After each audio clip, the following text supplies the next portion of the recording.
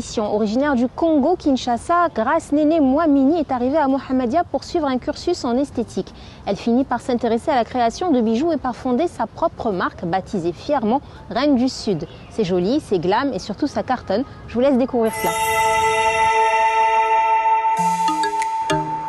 Bonjour, bienvenue à la maison. Je vais vous montrer mon travail. Suivez-moi. Vivant à Mohammedia depuis fin 2011, Grace Néné Mouamini est devenue créatrice de bijoux fantaisie. Ses journées se passent majoritairement à confectionner des accessoires mêlant métaux, coquillages, perles et fils. Des bijoux s'inspirant de la nature et qu'elle expose régulièrement dans le cadre de ventes privées. J'ai toujours aimé les bijoux depuis mon enfance.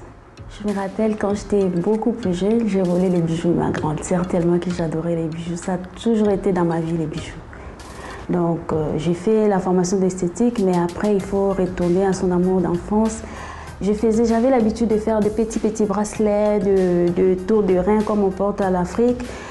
Et un jour j'ai eu envie de faire un peu plus parce que je faisais, ça plaisait, je donnais aux gens tout le temps, j'ai eu envie de faire un peu plus.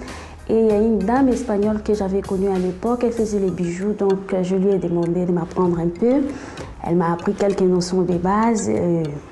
Je suis rentrée à la maison, j'ai essayé de commencer à faire, mais je ne connaissais pas vers qui tourner pour acheter le matériel. J'avais plein d'idées, plein de créativité, mais je ne savais pas où. J'y suis allée chez le fournisseur au marché, je lui ai montré ce que je voulais. Il m'a dit que non, il ne pouvait pas en avoir, mais il a d'autres choses. Il m'a proposé des perles, j'ai dit bon, je vais faire avec ce que j'ai. J'ai fait quelques bagues. Et quand j'ai proposé, ça marchait tout de suite. Les filles ont aimé. Oh, c'est joli, c'est joli. Ma première bague, je l'ai vendue à 50 dirhams et c'était une victoire pour moi. C'était une révélation. Donc j'ai dit, bon, d'accord, voilà, c'est ça que je vais faire. Et c'est comme ça, après vendre les bagues, j'ai commencé à vendre les colliers et petit à petit les commandes, les personnes qui le voyaient. Donc je faisais déjà la publicité sur moi-même. Comme j'aime les bijoux, j'ai porté mes colliers. Quand j'ai porté les colliers, ils ont dit « Oh, c'est joli, où est-ce que vous avez acheté ça? Je l'ai fait moi-même, c'est à vendre, vous pouvez acheter. » Donc, j'ai commencé à vendre. Donc, du coup, depuis là, je n'ai plus arrêté.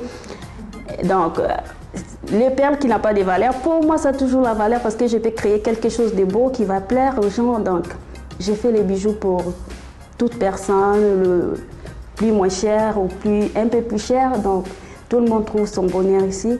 Tellement j'aime les grands colliers, les bijoux extravagants. Je fais aussi pour les personnes qui n'aiment pas l'extravagance, mais je suis un peu dans tous les styles.